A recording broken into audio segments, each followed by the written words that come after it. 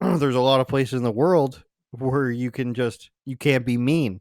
And if the people want to go down this road, then it's you can't be mean about somebody's religion, even. Or in the UK, where they say you can't, Whatever happened to you know, it looks like Julia Fox. Whatever happened to the Canadian preacher? He kept getting arrested during the lockdowns. You remember that guy, Arthur? What was yeah, Arthur? Pavlovsky, he's Whatever still happened to around. him? Okay, Still I around. I, His I don't know stuff is what. pretty much over with. Okay, all right.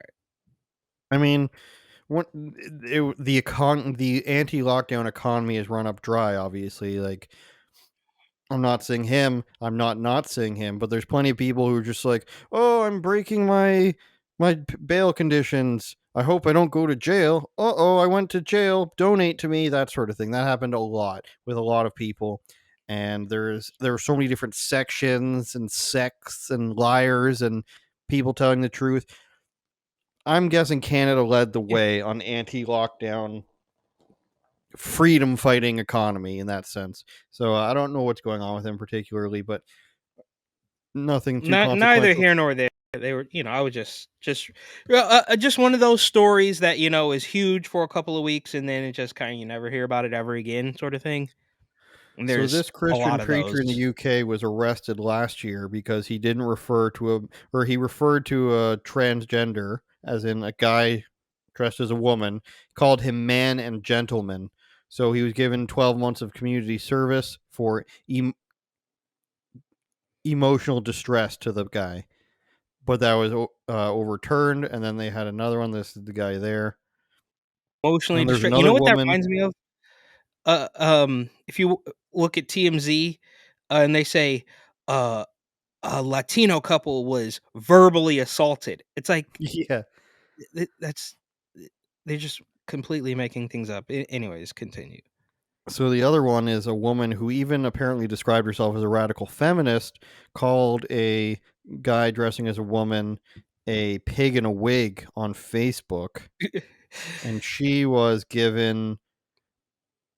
charged with persistently making use of a public communications network to cause annoyance, inconvenience, and anxiety. So annoying or making some person feel anxious, which could be anything. I could look at you and you can feel anxious, is an attempt at a crime in the UK. And like as you can see, these things are crimes, or at least they can be manipulated into seeming like crimes. And then a judge says it's a gross, disproportionate, and unjustified state interference with free speech.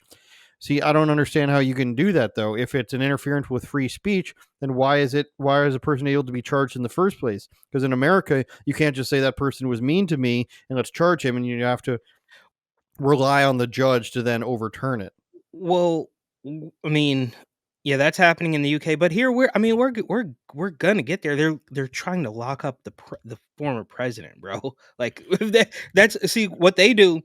It seems like they're taking a little bit of a different approach, right? Like so in the UK or maybe Canada, they kind of will target smaller people, regular just working class Joes, um, and sort of wield power that way.